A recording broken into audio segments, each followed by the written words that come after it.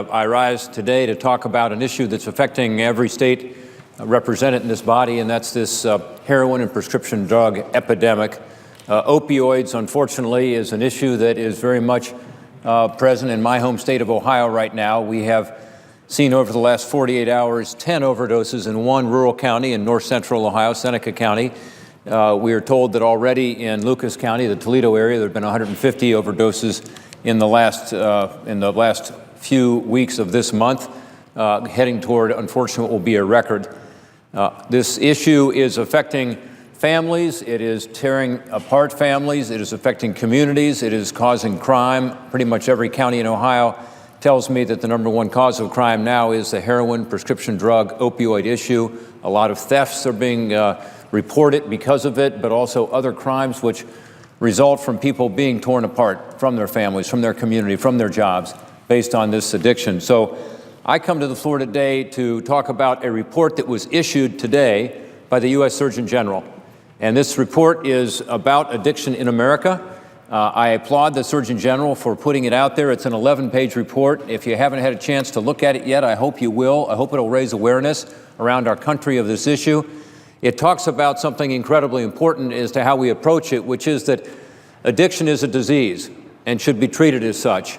As the Surgeon General says, this is not a moral failing, but rather it is, like other diseases, something that actually changes your brain, creates a problem that must be dealt with through treatment and longer-term recovery, just as would be the case of other diseases. I think that alone is a significant finding by the Surgeon General and help us to come up with the right policies to address it, but also raise awareness in communities around the country. In the first chapter of this report, it talks about something that this chamber has spent a lot of time on, which is the importance of prevention and education. It talks about the need to look at this from a science perspective. It talks about the need to look at it in terms of longer-term recovery. That summary in the first chapter is again, something that I would commend everybody to read, just to sort of bring you up to speed if you haven't been, on the importance of this issue and importance of addressing it. The next chapter focuses on the science behind addiction, and this is consistent with a conference we had here in Washington, D.C. Almost a year ago now, Senator Whitehouse and myself, in anticipation of proposing legislation in this area. And we brought in experts from all over the country to talk about the science behind addiction, why it happens, how it happens. That was, as was indicated earlier, something that led us to focus on the fact that addiction is a disease. It is something that impacts the brain. The brain responds to chemical substances in certain ways for certain people, and that addiction is something that has to be addressed through, again, treatment and longer-term recovery. The legislation that we came up with after this, by the way, is called the Comprehensive Addiction and Recovery Act. That legislation was passed late in the summer. It's now in the process of being implemented by the administration. I encourage the Surgeon General, with his great report, this 11-page report, to also focus on implementing this legislation as soon as possible, including in this area of treating it as a disease. The next chapter talks about a key component, which is prevention and education. It talks about the need for us to use evidence-based techniques around the country. Again, this legislation, the Comprehensive Addiction and Recovery Act, also known as CARA, focuses on this and starts a national awareness campaign to make this link between prescription drugs and heroin. Sadly, many people who are on heroin, probably 4 out of 5 people who are addicted to heroin, started with prescription drugs. Sometimes it was because of an accident or an injury, or someone was prescribed a painkiller that was addictive, that then led to the addiction and then led to the use of heroin as a less expensive and sometimes more accessible alternative to it.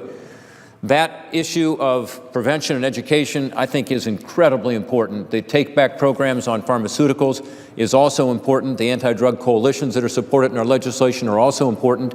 This is all part of how to get people from falling into this funnel of addiction, is to do a much better job of explaining the problem, understanding the link, particularly between prescription drugs and these other opioids. The next chapter talks about how we treat addiction. This talks about the need for us to get people out of the criminal justice system and into treatment. Our legislation helps in that as well by providing funds for diversion programs to ensure that people who are addicted are not simply locked up, but are also given the opportunity to be able to get into a treatment program and into a longer-term recovery program. And the next chapter of this report today also talks about recovery. CARA is the first legislation to actually fund recovery. I think we need to do even more in this area, but we certainly learned, again, from conferences here in Washington, D.C. over the last few years, that the success rate is increased dramatically, where you have not just a short-term treatment program, but a longer-term program of recovery where people are surrounded by those who support them, and specifically sober housing arrangements and other ways to surround people with a supportive environment rather than going back to the old gang or the old family or the old environment. Again, the report today, I think, does a good job of talking about that and the importance of it. So the Surgeon General has a passion for this, a commitment to it. I applaud him for that. I do hope, again, that he focuses on this legislation. We have now passed it with the support of the administration. The President has signed it. The report does not mention the legislation, but it is consistent with every aspect of this report today.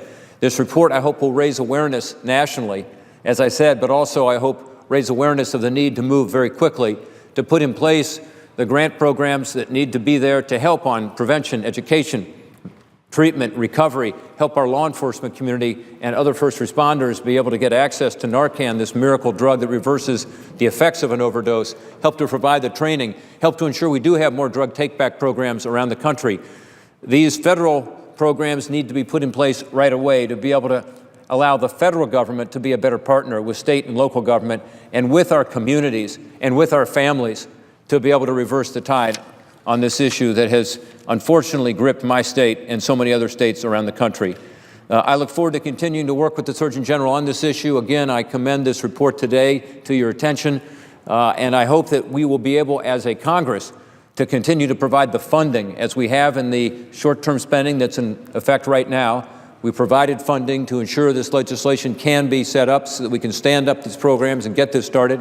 We need to continue that effort, and I think redouble our efforts, including passing additional legislation as it becomes apparent that it's needed. One piece of legislation I hope we move on, in addition to the Comprehensive Addiction Recovery Act, is legislation to try to stop some of these synthetic drugs from coming into our communities.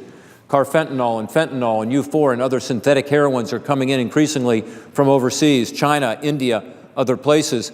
They come by mail. There's a way for us to be able to reduce that simply by requiring that those who send products by mail have the same requirements you would have if you were FedEx or UPS or a private carrier, to know where it's coming from, what's in it, and where it's going, and have that information being provided in advance electronically. That will, based on law enforcement officials, be able to help us to be able to stem the tide of these poisons coming into our communities and infecting our families, our children. These are all issues that this Congress, again, has taken up over the last 6 months with legislation, with specific programs, and I'd hope that we can continue to fund that now to get the administration to set up these programs and to ensure that we are in a position to respond as new dangers arise, as we have seen with the synthetic heroin coming in from overseas. I thank you, Mr. President, for giving me the time today to talk about this. And again, I commend this report today by the Surgeon General to be able to increase awareness and to ensure that everyone, every community in America is armed with the facts and the information to be able to push back and to help save lives and restore lives of those addicted. Thank you, Mr. President.